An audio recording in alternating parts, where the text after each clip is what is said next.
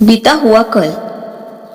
बुद्ध भगवान एक गांव में उपदेश दे रहे थे। उन्होंने कहा कि हर किसी को धरती माता की तरह सहनशील तथा क्षमाशील होना चाहिए। क्रोध ऐसी आग है जिसमें क्रोध करने वाला दूसरों को जलाएगा तथा खुद भी जल जाएगा। सभा में सभी शांति से बुद्ध की वाणी सुन रहे थे, लेकिन वहां स्वभाव से ही अति क्रोधी एक ऐसा व्यक्ति भी बैठा हुआ था जिसे ये सारी बातें बेतुकी लग रही थी। वह कुछ देर ये सब सुनता रहा, फिर अचानक ही आग बबूला होकर बोलने लगा, तुम पाखंडी हो, बड़ी बड़ी बातें करना यही तुम्हारा काम है। तुम लोगों को भ्रमित कर रहे हो। तुम्हारी ये बातें आज के समय में कोई मायने नहीं रखती। ऐसे कई कटु वचनों को सुनकर भी बुद्ध शांत रहे। अपनी बातों से ना तो वह दुखी हुए, ना ही कोई प्रतिक्रिया की। यह देखकर वह व्यक्ति और भी क्रोधित हो गया और उसने बुद्ध के मुंह पर थूक कर वहां से चला गया। अगले दिन जब उस व्यक्ति का क्रोध शांत हुआ तो उसे अपने बुरे व्यवहार के कारण पछतावे की आग में जलने लगा और वह उन्हें ढूंढते हुए उसी स्थान पर पहुंचा। पर बुद्ध कहाँ मिलते।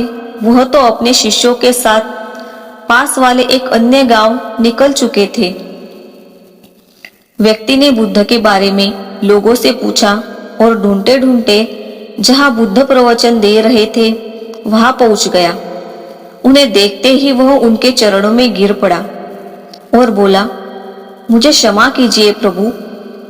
बुद्ध ने पूछा, कौन हो भाई, तुम्हें क्या हुआ है, क्यों क्षमा मांग रहे हो? उसने कहा, क्या आप भूल गए? मैं वही हूं जिसने कल आपके साथ बहुत बुरा व्यवहार किया था। मैं शर्मिंदा हूं। मैं मेरे दुष्ट आचरण की क्षमा याचना करने आया हूं। भगवान बुद्ध ने प्रेम पूर्वक कहा, बीता हुआ कल तो मैं वही छोड़कर आ गया और तुम अभी भी वही अटके हुए हो। तुम्हें अपनी गलती का आभास हो गया, तुमने पश्चाताप कर लिया, तुम निर्मल हो चुके हो। अब तुम आज में प्रवेश करो। बुरी बातें तथा बुरी घटनाएं याद करते रहने से वर्तमान और भविष्य दोनों बिगड़ जाते हैं। बीते हुए कल के कारण आज को मत बिगाड़ो। उस व्यक्ति का सारा बोझ उतर गया। उसने भगवान बुद्ध के चरणों को पकड़कर क्रोध त्याग का तथा क्षमाशीलता का संकल्प लिया। बुद्ध ने उसके मस्तिष्क पर आशीष का हाथ रखा।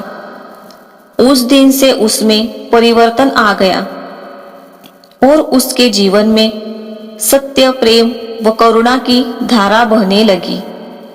दोस्तों, बहुत बार हम भूत में की गई किसी गलती के बारे में सोचकर बार बार दुखी होते हैं और खुद को कोसते हैं। हमें ऐसा कभी नहीं करना चाहिए। गलती का बोध हो जाने पर हमें उसे कभी ना दोहराने का संकल्प लेना चाहिए और एक नई ऊर्जा के साथ वर्तमान को सुदृढ़ बनाना चाहिए।